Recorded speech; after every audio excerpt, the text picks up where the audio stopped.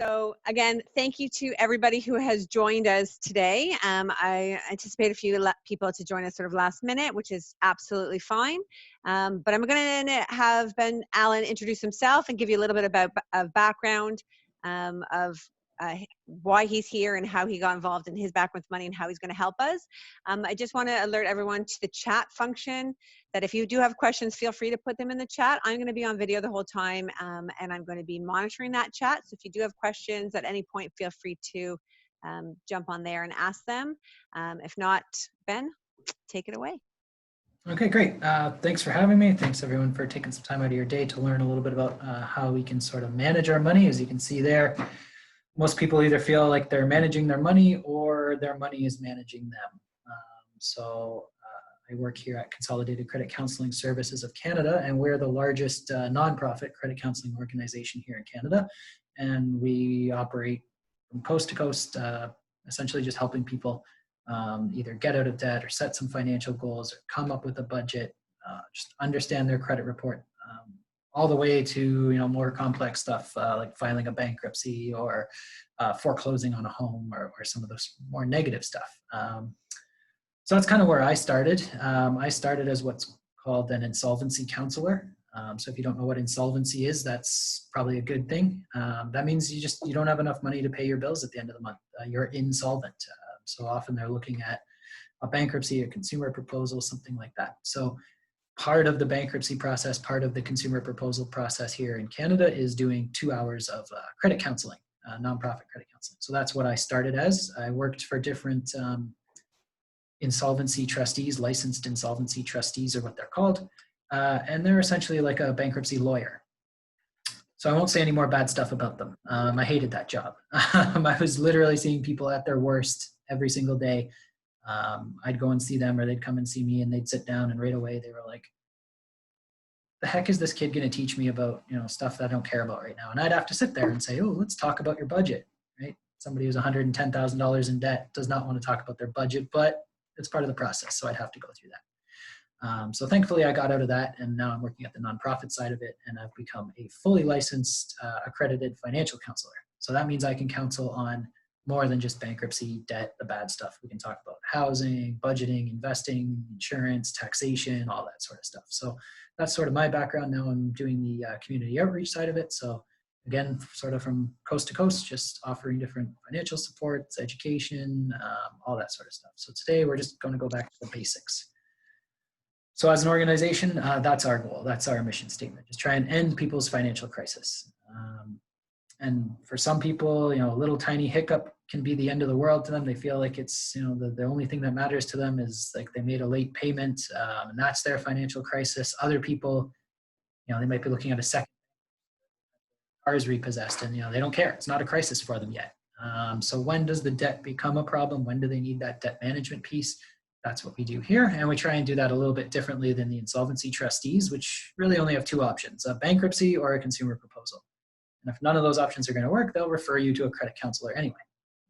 So we provide the education as well as the professional counsel. So one of the first questions, even when I was an insolvency counselor, was, where are you? Financially, where are you now? And when I was doing the insolvency counseling, their answer was generally like, I'm screwed. I'm in debt. The collectors are calling. They're going to repossess my car. I'm going to lose my job. Really scary stuff. And I still get a fair amount of that, but now it's a little bit all over the board. Some people just say, I don't know, I think I'm doing okay. Other people are, they have their goals. I have $1,000 in savings, and I'm making a plan to pay down my student debt. So that's really where we start. Where are you now? And I learned pretty quickly, telling people to do a budget is just not going to work, right? I could sit here for an hour and explain to you all why budgeting is important and why you need to spend less than you earn. And a lot of people, their cameras were on, would probably sit there and smile and nod and say, yep, real hard-hitting stuff there, right? So typically when people come in and they're in debt, they're in crisis, they're whatever, they've lost their job, whatever it is, let's talk about your budget. They don't care about that, right? They're not going to listen. They're going to say, that's not going to help you right now. I don't want to. So I found just changing the language a bit helped a bit. So instead of coming up with this big, wide budget with pennies and quarters and it's a spreadsheet or whatever you have, we're just going to look at planning paychecks. Most people get paid bi-weekly. Some people get paid weekly or monthly, but we're going to make a plan for that 2-week pay period or for that 1-month paycheck or whatever it is. And then people's tone kind of switch. Oh, I get paid every 2 weeks. You know what? I could probably come up with some sort of a plan. It doesn't have to be super detailed. It doesn't have to involve, an Excel spreadsheet and graphs and that sort of stuff. Same problem happens when savings, right? When somebody has just filed a bankruptcy or we're helping them with a debt management program, and I say, let's talk about savings. They pretty much laugh at me. They're like, why are we going to talk about that? You just helped me file a bankruptcy. I can't save. So again, I change it from saving to investing. Now all of a sudden they sit up, they're like, investing? You mean like Bitcoin or cannabis stocks or stock market? And what? Okay, that's great. I like your enthusiasm, but let's scale it back a bit. Let's just start with, $1,000 in your TFSA. I don't have a TFSA. What is a TFSA? Okay, good. Now we're peeling back those layers. Okay, let's start with something really simple. Can you open a TFSA? Anyone can do that. You can do that on your phone app right now if you have any of the major 5 banks. You can open a TFSA online. You don't even have to talk to people, which as a millennial, that's great.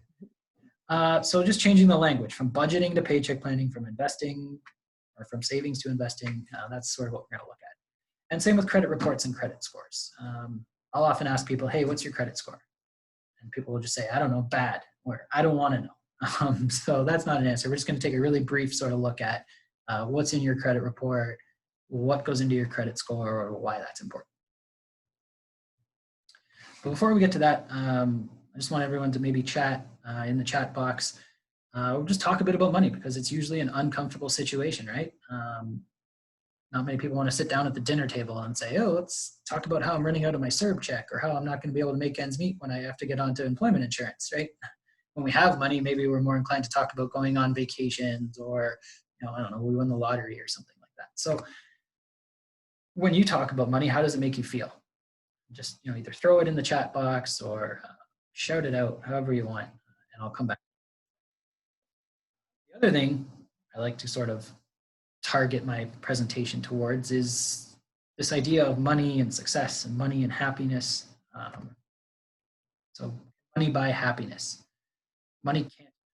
Yes, absolutely buy happiness. No, it can't, right? We can argue about these things. There is no right answer.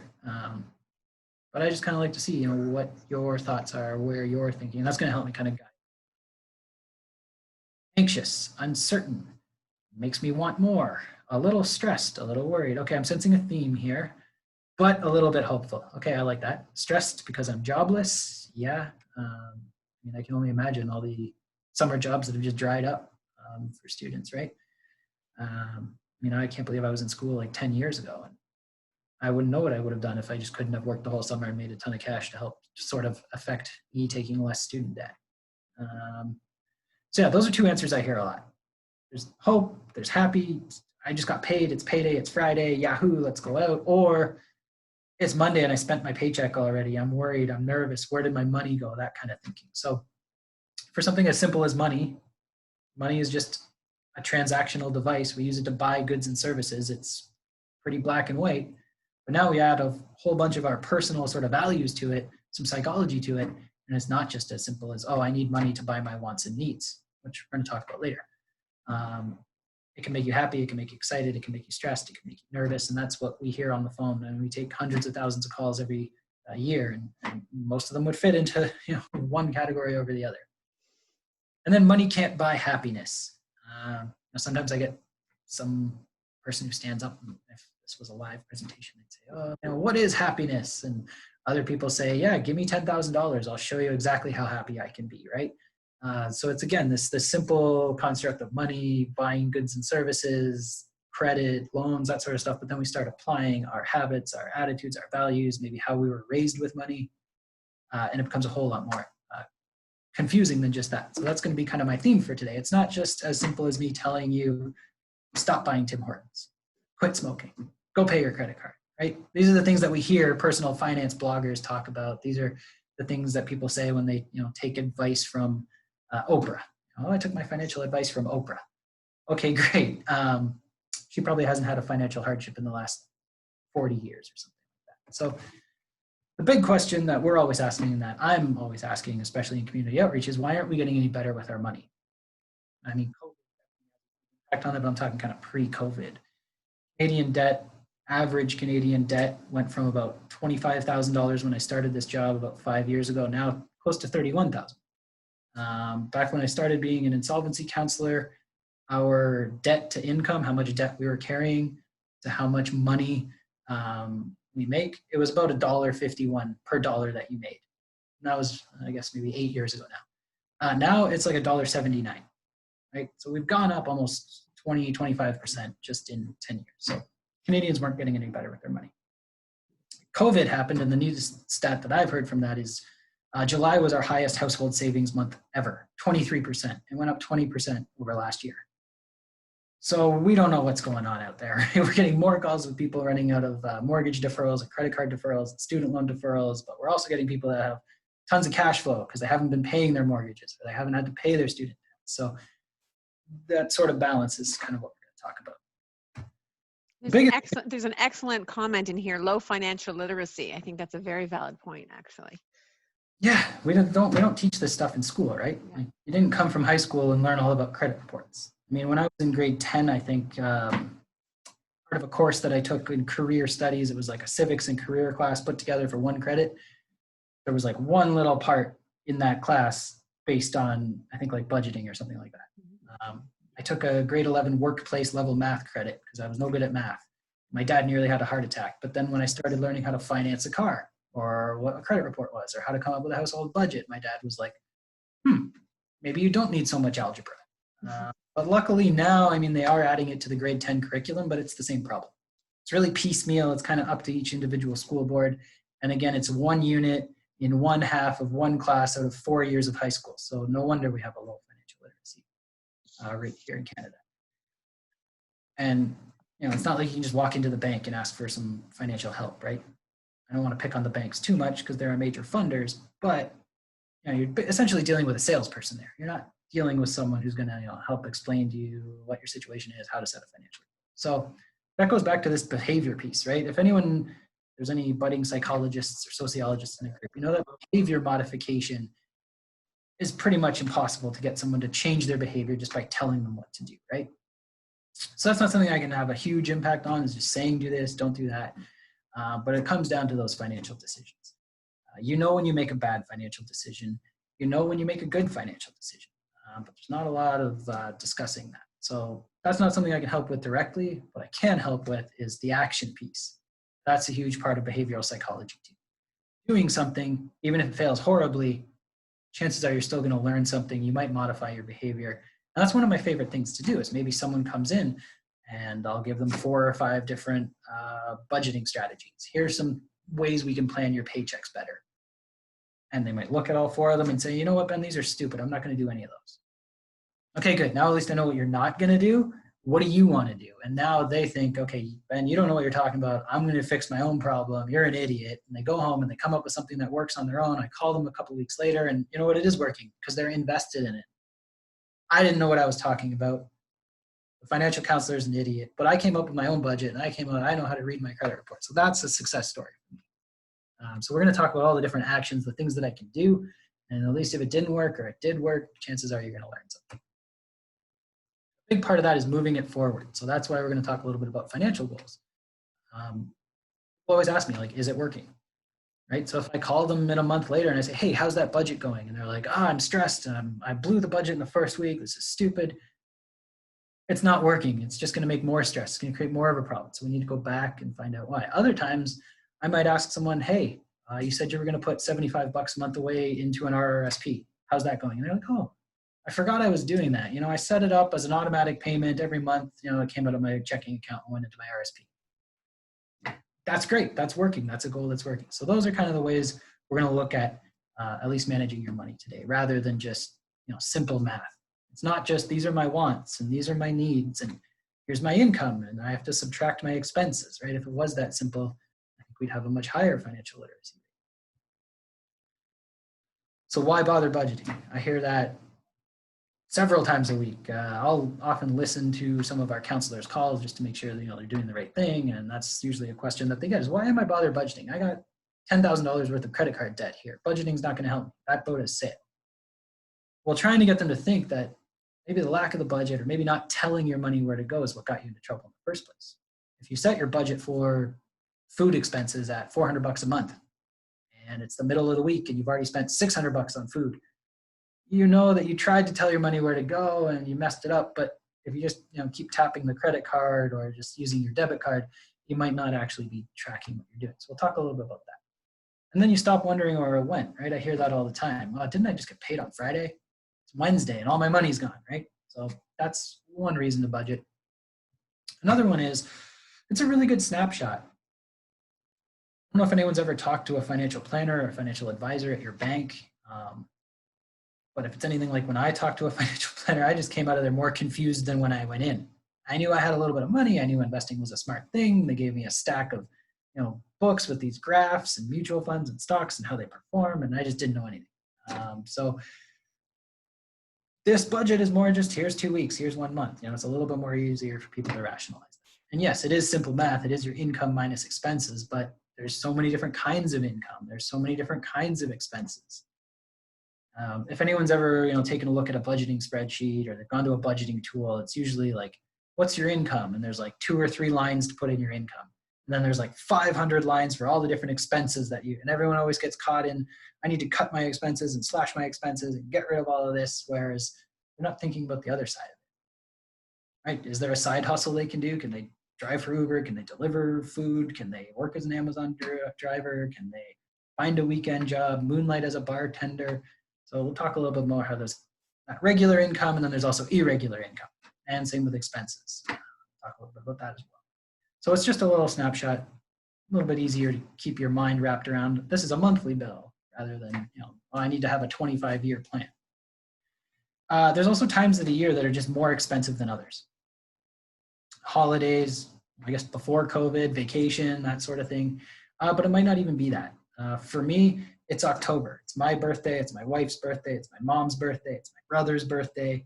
So when I had no budget, I was just buying my brother a brand new video game that was $90, and I'd take my wife out for dinner, and I'd get my mom like a $10 candle from Walmart. And I had no idea. I had no budget. I had no plan. And then November, I'm running low on money because I didn't budget in October. And then December is another expensive time of year. So now I'm in debt. And all of a sudden it's like February and I'm thinking about my tax return that I'm going to get in April. I'm going to have so much money, right? So it can add a little bit of rationality to those times that we feel irrational.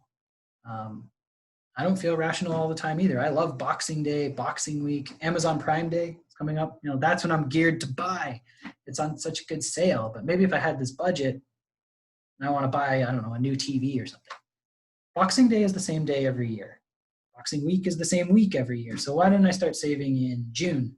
And then when Boxing Day rolls in, I can go out and get that TV at 70% off. I didn't have to sign up for their credit card to save 10%, that kind of thing. There's times we're just geared up. We're not rational. So even if you are irrational and make a terrible decision, you can look back to the plan and say, oops, how am I going to fix that? If there is no plan. You make the mistake and just carry on with it. And then, I don't know, you might have seen this in your school years or whatever, the SMART goals, coming up with a specific, a measurable goal. We don't want it to just be like, what's your financial goal, Ben?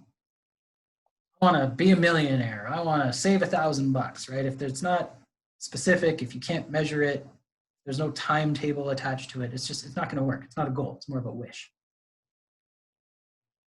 Because life is going to happen, right? We hear that all the time. There's 10,000 reasons. There's, who saw COVID coming?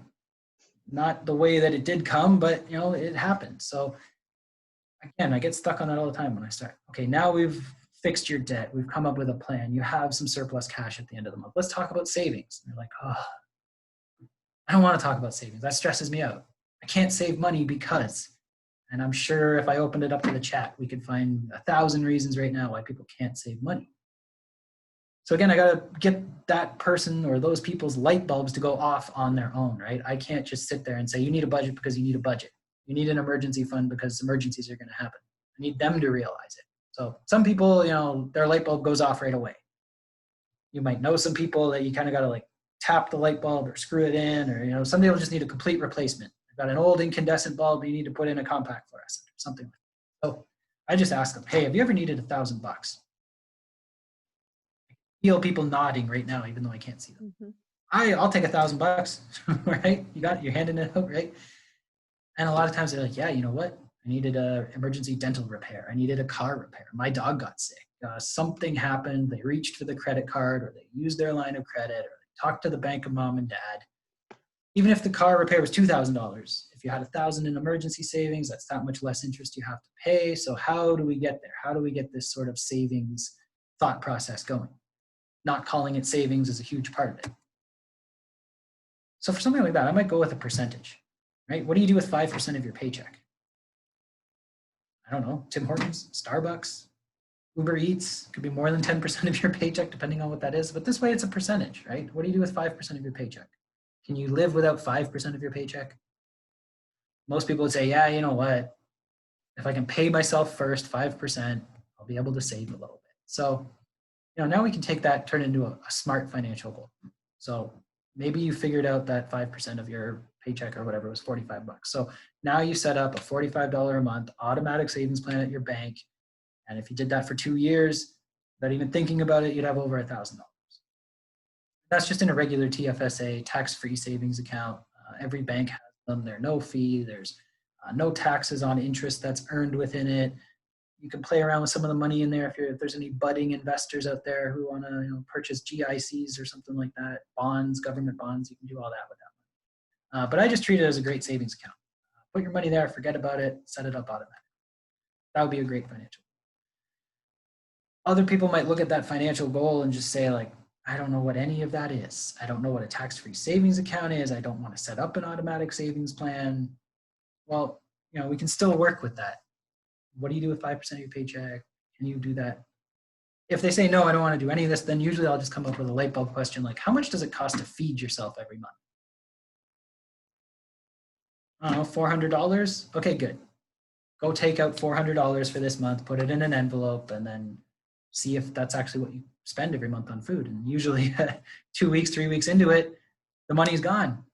Oh, I didn't actually spend $400 a month on food. I spent $487 or something like that. So starting that thought process can be a little bit of work. But most people, they can do without 5%. But I'm never going to say, like, you're hopeless. You can never save. There are people out there that we work with on social assistance or with disability support.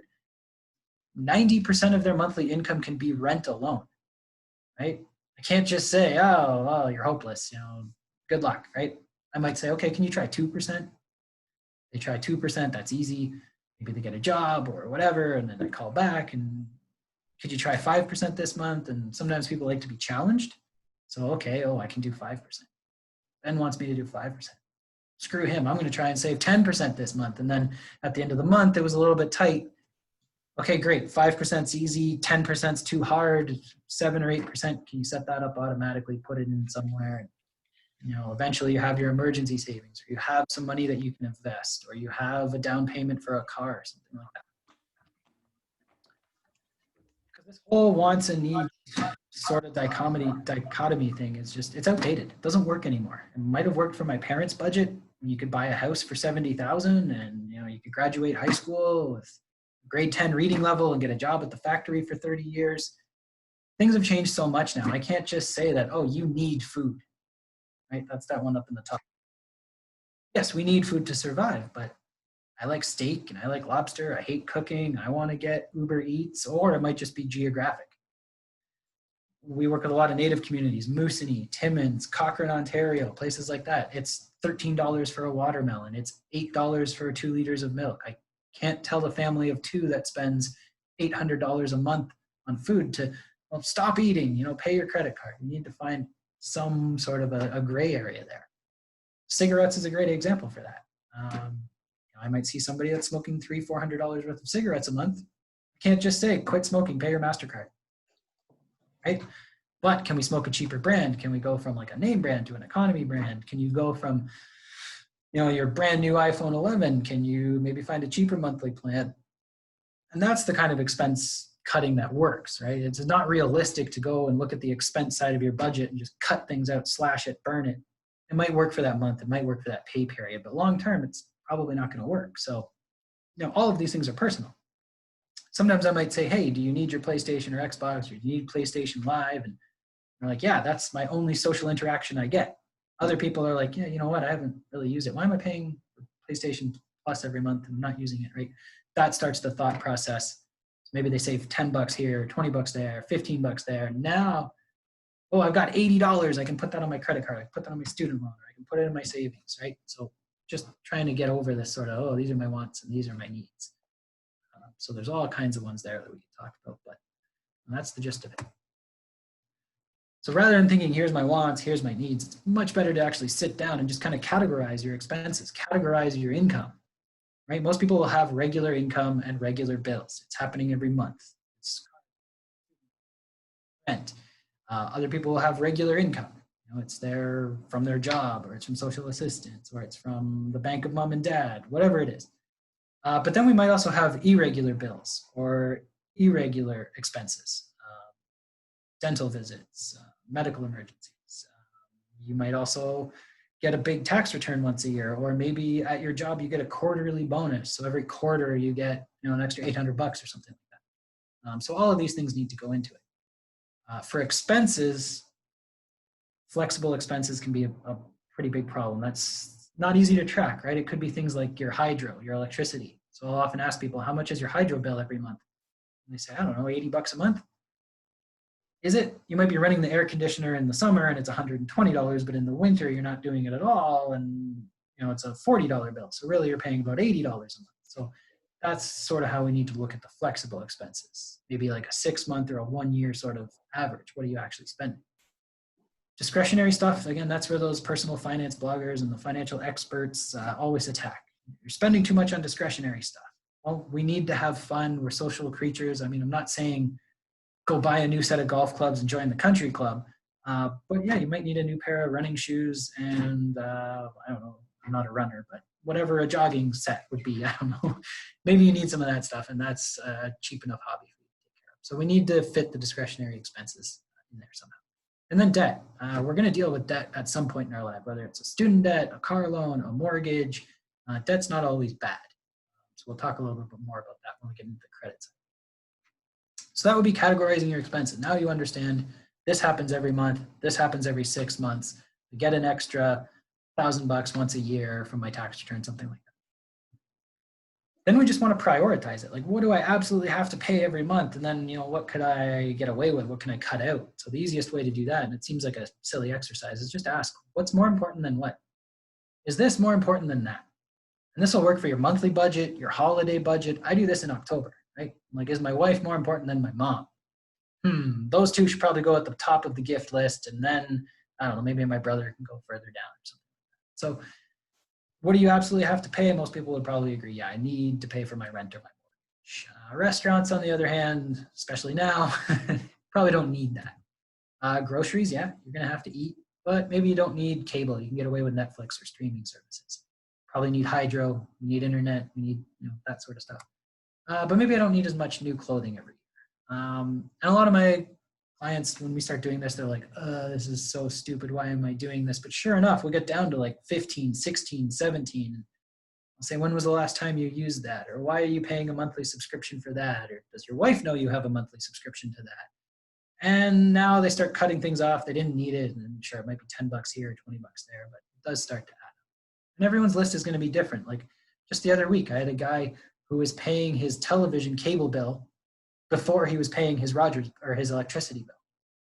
He was paying for cable before he was paying for hydro. And I said, why would you do that? You need hydro to watch TV. And he said, well, I know the winter's coming. And I know that the hydro company is not just going to cut off my hydro in the middle of the winter. They'll usually give you 2 to 3 months. Sure, fine. Rogers will just cut off your cable if you don't pay. The electricity company does something worse. They'll make a report to the credit bureau that you paid late and your credit score goes down. So he paid 3 months late. Every month they sent a different report. Finally, on the 3rd month, they said, you're 120 days past due. If you don't pay your bill, we're going to cut off your service, and it's another $400 to get reconnected. So that guy took a little bit more work, but eventually he prioritized his list a little bit better, and he was able to cut out things and cut down on his cable package. He had a sports package and a movie package, and he had unlimited internet. So we didn't have to cancel anything. We just cut everything down. It saved him close to $300. So when it comes to budgeting, how are you going to start it? Well, that's up to you. Your bank has probably already started a budget for you. All of these major banks have some sort of a budgeting software, an expense tracking software. RBC has Know.me Insights. They give you sort of monthly insights on your spending. Tangerine has a left to spend feature. So you set your budget and it live tracks and subtracts as you go through the month. CIBC has something very similar. So the bank already knows when your paychecks come in, when your bills are due, how you pay. They know what your habits are. That's how they market and push products to you. So they've sort of taken that same data, packaged it up, and now they're presenting it as their budgeting software. It's great if you're a high-tech kind of person. Like that. That's a version of the TD one. So it tracks your bills and utilities, your spending. You can get your budgets. You can get your credit scores. That works for some people who are more technologically inclined. I would never recommend something like that, like say to my dad. Right? He can barely use his smartphone to make a phone call. If I recommended he download the TD app, I'd get a call every 5 minutes, and he'd think his a little bit more low tech, just a simple subtraction budget. Or like I mentioned earlier with the groceries, just if you think you spend $300 a month on groceries, put it in an envelope and see how long that actually lasts. How close to that are you? Some people are visual learners. That works. Other people cheat. They might be empty in the grocery envelope, but full in the transport envelope, and they start stealing from envelope to envelope, but still they're getting a visual on sort of where their money's going. So I use the cash budget for groceries and entertainment just because that was my sort of difficult categories. Now I know that this is the money in the envelope. That's all we have for that. And if there's anything left at the end of the month, we get to keep it and do it whatever we want with it. And there's never been money left. We're really good at spending it. But that's my sort of light bulb moment. Oh, you think you spend this much on, I don't know, transportation. You think you spend $140 on transportation. Let's try it. Maybe they only spend 100. Okay, cool. Now you get to keep $40, right? So that's sort of the buy-in piece.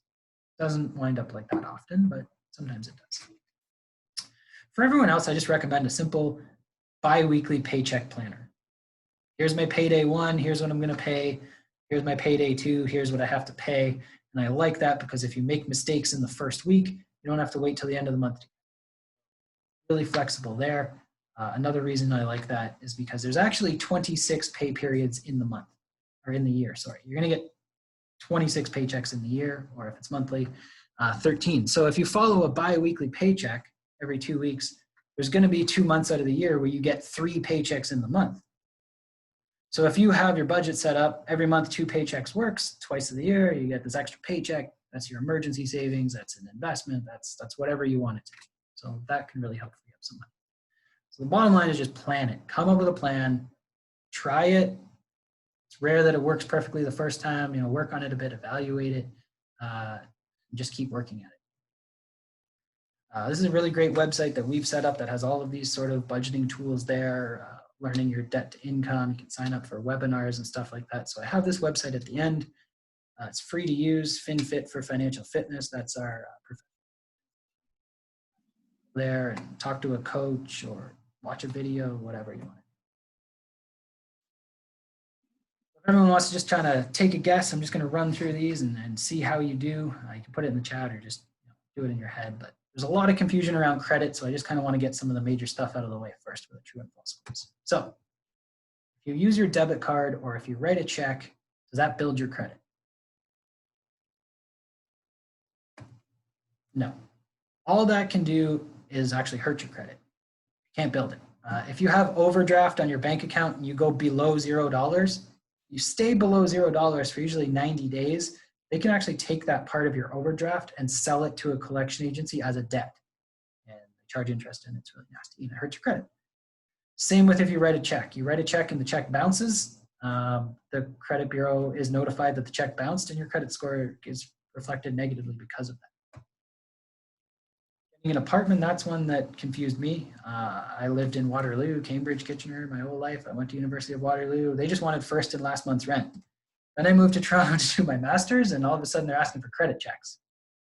What? Why? I just want to live here. And there's so many people that apply to apartments here. That's just one way for them to weed it out. So yeah, if it's a smaller town, first and last month's rent's usually enough. If it's a high competition sort of area, yeah, they're going to look at your credit score. 600, I'll explain what the ranges are. 600 is about the cutoff. If you're above 600, should be no problem to get the apartment. Getting jobs. there's times where I've had to tell people, like, you can't go bankrupt or you're going to lose your job. If you're in a position of authority, if you're an account manager, if you're in charge of accounts payable or receivable, trainer, that sort of thing, bankruptcies are a public record. They're on the public record, and garnishments go through your payroll department. Some companies don't want to mess with that, so they'll just terminate you. Other jobs won't give you a job if they see that there's a bankruptcy on your public record. Oops, I gave that one away. So that says, and I just wanted you to watch your time. Yeah, we're almost done. Okay. So that's false. Everyone asks me, oh, I have a late payment. How long is that going to be on my credit report? 6 years past the date of last activity is the rule. So that's confusing. I just say 7 years. If there's something on your credit report, it's not yours. It's been there 7 years. Get it checked out. Getting it is easy. You can go to the website today, pay for it, and they'll get you a copy today. You can do it through the mail for free. So you go to equifax.ca or transunion.ca, download the form, fill it out, mail it in. It takes about 14 to 20 days. They'll mail you back your credit report. Online banking will usually give you one of the two for free. So you could probably get your Equifax or TransUnion for free from whatever bank that you're going to. Or you can call us and we can do a soft credit check. We'll just see what accounts are on there, the account ratings, how much you're owing, that sort of stuff.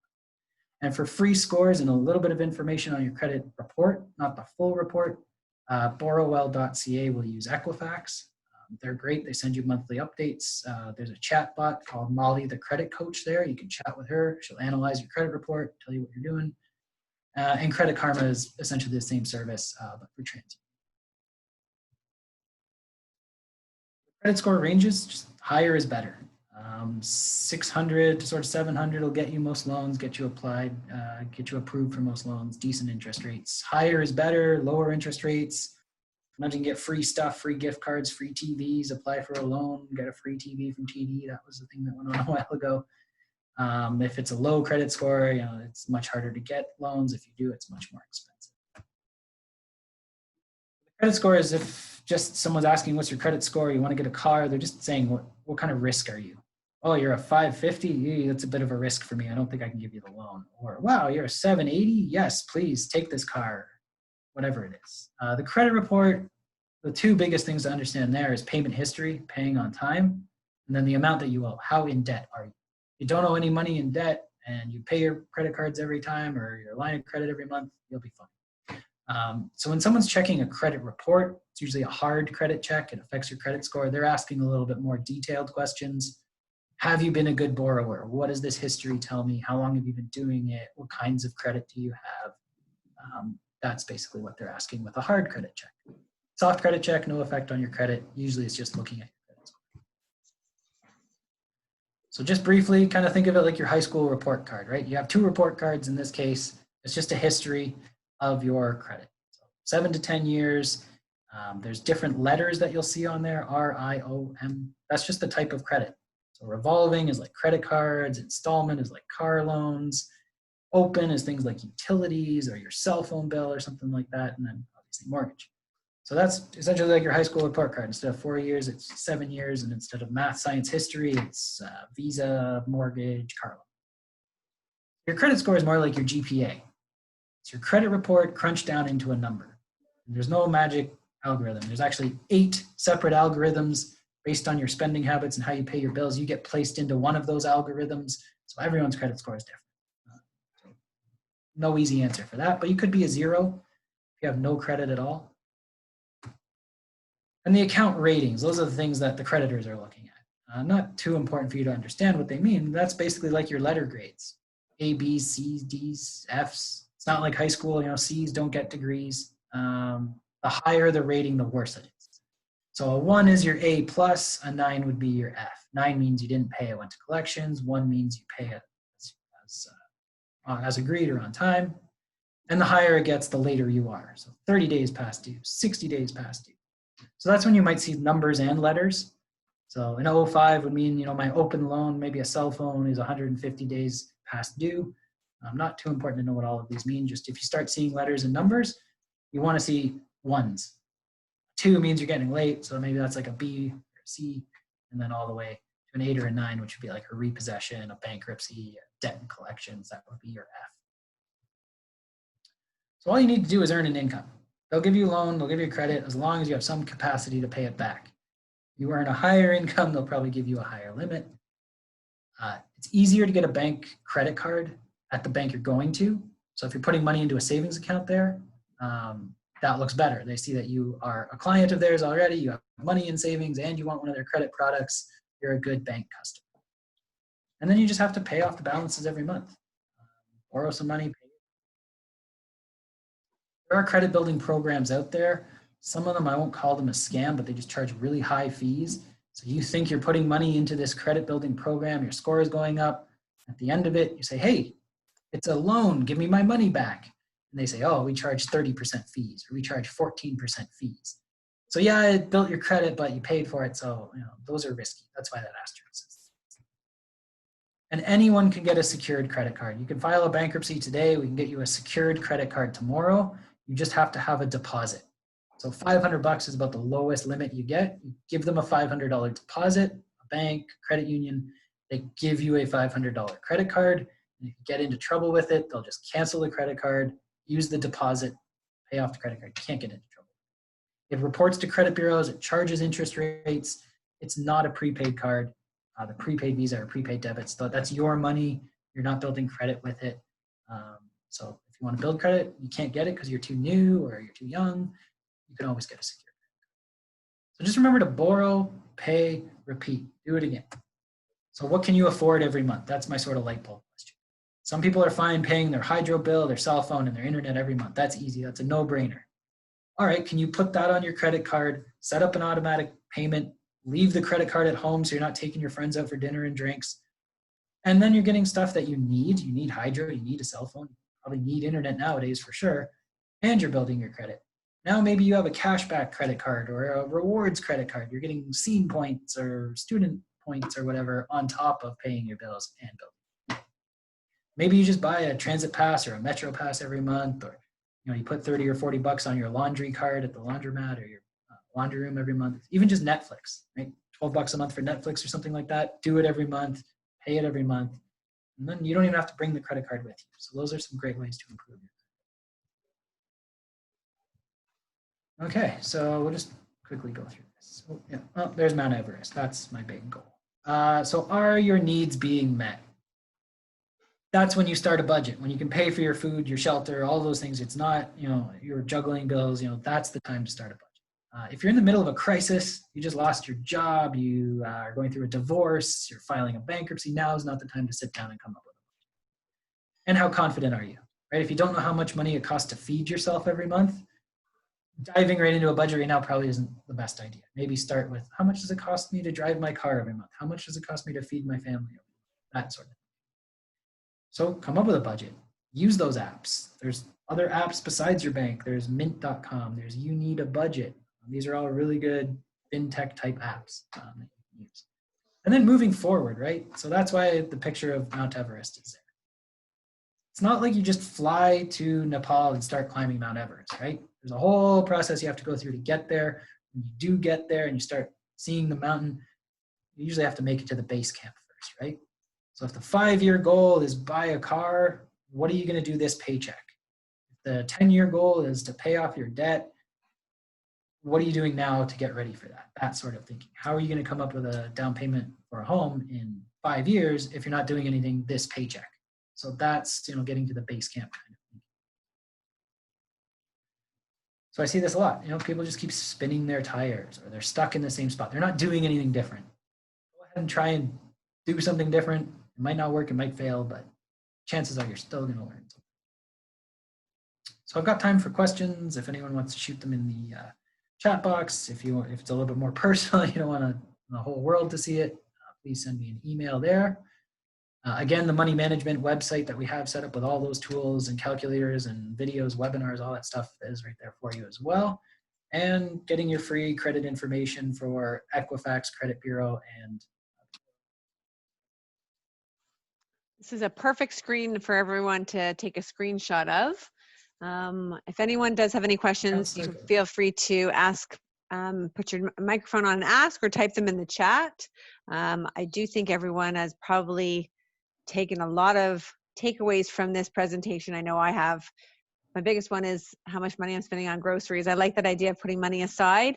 I have a big family and we spend a lot on groceries. So I'm gonna try to set a limit and stick to it. That's really interesting. And I'm looking forward over the next few months to seeing if I, making sure I stick to that limit. I know this has been an interesting time over COVID with, prices going up for food but not using a lot of takeout. So it's kind of balancing out, but I really just want to know what I'm spending. So I think that's a really important one.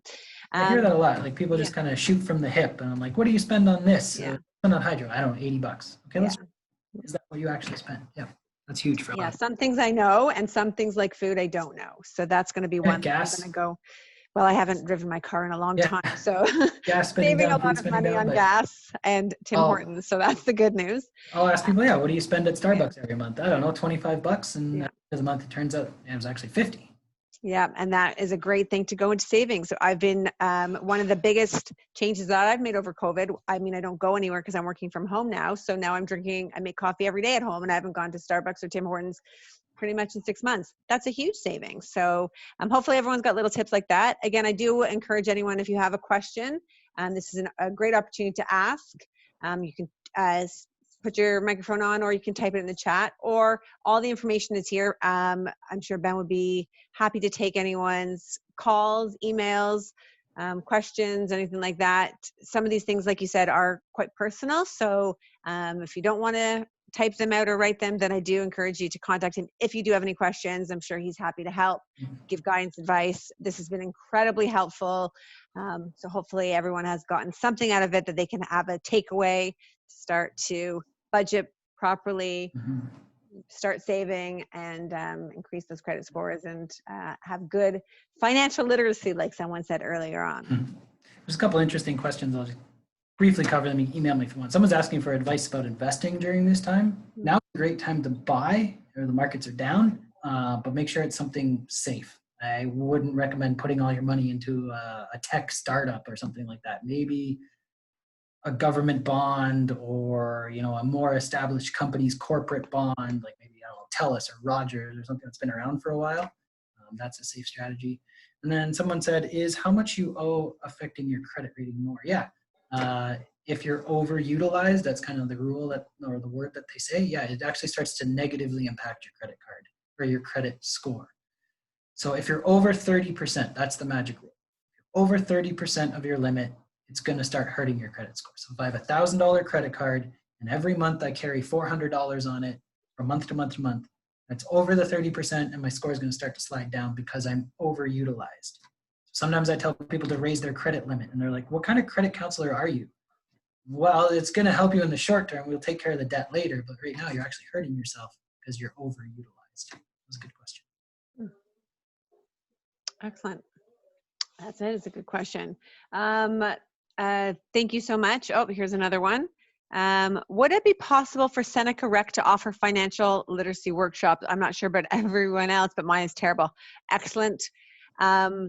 That's a good question. I don't know that our department is the right department for that, because there is the financial aid in those departments, but maybe we can do something in conjunction with them. So I will make a note of that. So thank you for that question. I think everyone can benefit from this for sure.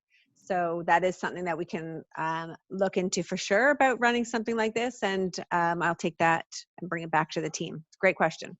Yeah, there's actually an organization called Prosper Canada, and that's all they do.